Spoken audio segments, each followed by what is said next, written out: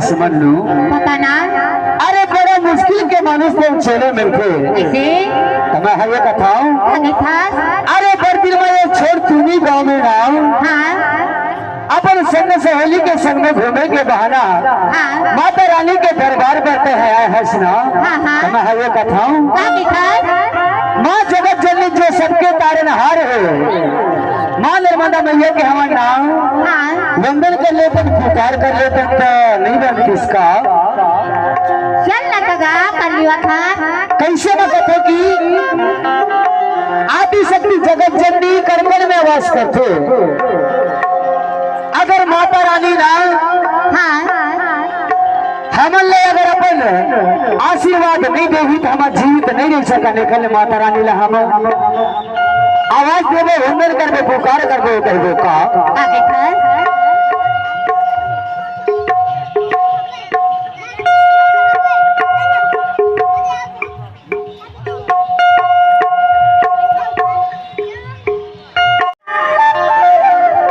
माँ जगत जननी तेरे में दाई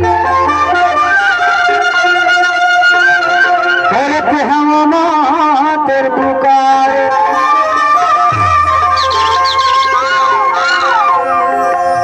जगत जननी मान नर्मदा मैया करते हम माँ तेरे पुकार। हर पापी धर्मी सबके ते मैया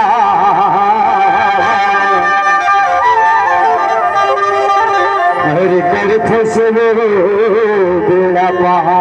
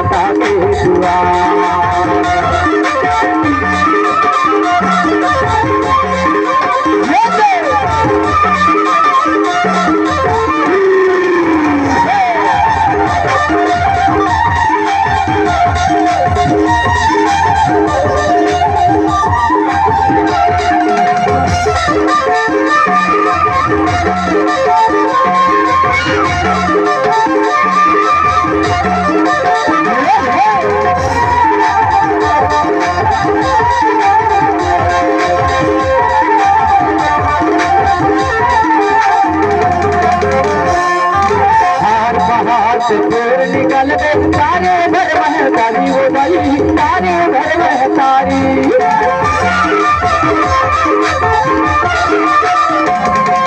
हार पहाड़ से पेड़ निकल गए तारे भर महतारी वो भाई तारे भर महतारी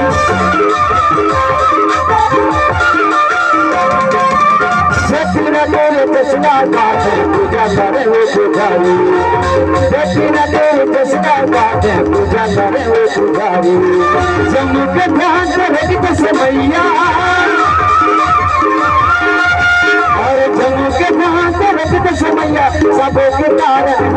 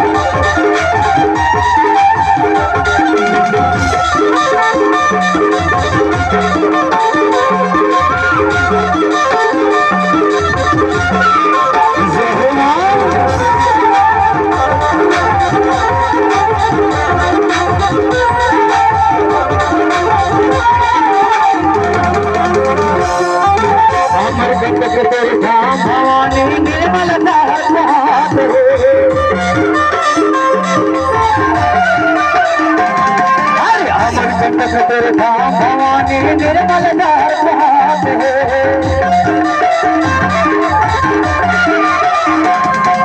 कर दुनिहारे जम्मू मन के मान दूर रस भरला कर दुनिहारे जम्मू मन के मान दूर रस भरला तेरे महिमा बड़ा भारी है गाड़ी और तेरे महिमा बड़ा भारी है गाड़ी कहीं सबके पालन